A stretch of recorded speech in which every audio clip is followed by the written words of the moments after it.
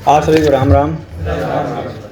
मैं भारत, मेरी माता भारत, मेरे पिता भारत, मेरे भाई भारत, मेरी बहन भारत, मेरे मित्रगण भारत। अहम सनातनी वयम सनातनी। जो कुछ भी बातें जातिवाद पे हैं वो आप लोग तो कह चुके हैं, असता नहीं है। मैं कह, जो ये सेना है इसके 3 रास्ते हैं। एक रास्ता है मूर्खता का, एक है जातिवाद, एक है मृत्यु। जो मृत्यु है उस पर हम लोग चल रहे हैं। यदि हमें मृत्यु को प्राप्त करना है, उसके विजय प्राप्त करनी से हमको जातिवाद और मूर्खता विजय प्राप्त करनी होगी। क्योंकि मृत्यु ही एक मार्ग है जिसके बीच में जातिवाद आएंगे और पढ़े लिखे बुद्धिजीवों या मूर्खों का जो अंग्रेज बनते जा रहे हैं वो सामने आएंगे। मूर्ख कौन? जो पढ़ रहे हैं केवल नौकर बनने के लिए, जिनकी मुख्यतः यही दृष्टि है कि हमको बस कमाना है, रात से उनको कोई मतलब नहीं। जातिवाद आप लोग जान चुके हैं और इन दोनों पर विजय प्राप्त करने के बाद ही और इन दोनों पे विजय प्राप्त करने पे ही हमें जो है मृत्यु आगे का रास्ता मालूम पड़ेगा। अच्छा, जो ये 3 रास्ते हैं इनका एक चौराहा भी है जो सत्य का है। और जातिवाद और पढ़े लिखो मूर्खता पे विजय प्राप्त करने वालों के बाद ही जो मृत्यु को हम लोग पार करेंगे वो जाएगा सनातन संस्कृति की ओर, जो अंत में जाके उस मार्ग पर चलेंगे जहां हम चलने जा रहे हैं। जातिवाद आई कहाँ से? प्रत्येक प्राणी हर एक वर्ण से गुजरने के बाद ही आगे निकलता है। जब तक सब लोग अध्ययन अध्यापन करते हैं वह ब्राह्मण रहते हैं। वहाँ से निकलने के बाद जो कार्य लगता है वह वैश्य होता है।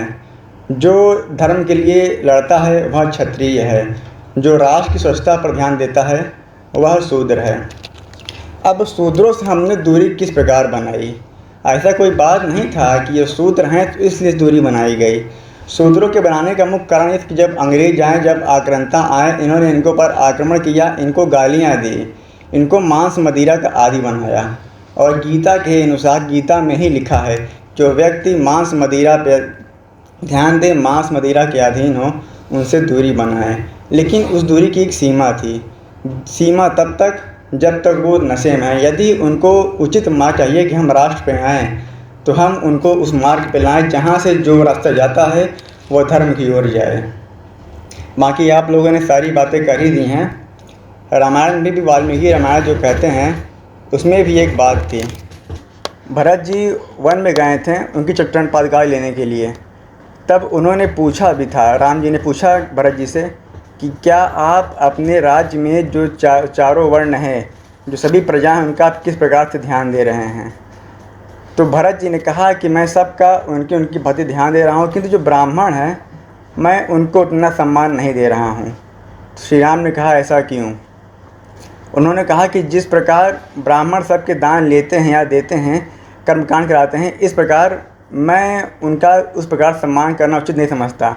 लेकिन श्री राम ने उनको उत्तर क्या दिया कि जिस प्रकार शूद्र हमारे लिए आवश्यक हैं, क्षत्रिय आवश्यक हैं जो कि हम स्वयं हैं, वैश्य आवश्यक हैं, इसलिए ब्राह्मण का भी भारत की अर्थव्यवस्था में बहुत बड़ा योगदान है।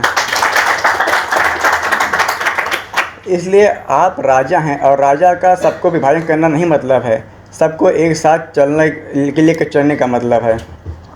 अच्छा, मेरी कुछ पंक्तियां हैं जो मैंने लिखी हैं, उनको मैं आपके सामने बोलना चाहूँगा कि धर्म मोमबत्ती तलवार उठा, जंग लगी तो धार बना, बात यदि है धर्म की तो कर विनाश गांडीव उठा। बाकी जातिवाद को भी लेकर हमने कुछ पंक्तियाँ बनाई हैं कि धर्म बेच कर खेल रहे हैं जातिवाद का खेल यहाँ, धर्म बेच कर खेल रहे हैं जातिवाद का खेल यहाँ, हम अपना अपना कर रहे हैं मर गया हिंदू वहाँ। कर्मभूमि के मंच पर मनोरंजन का नंगा नाच यहाँ, कर्मभूमि के मंच पर मनोरंजन का नंगा नाच यहाँ, फटी लंगोट से आवाज़ें आती तू मर यहाँ तू सड़ यहाँ। यादव पासी बाभन ठाकुर हो रहे नीलाम यहाँ, यादव पासी बाभन ठाकुर हो रहे नीलाम यहाँ, कायरों का बनता देश देव हुए राणा जहाँ, धर्म बेच कर खेल रहे जातिवाद का खेल यहाँ। इसके साथ मैं अपनी बात को विराम देता हूँ। राम राम।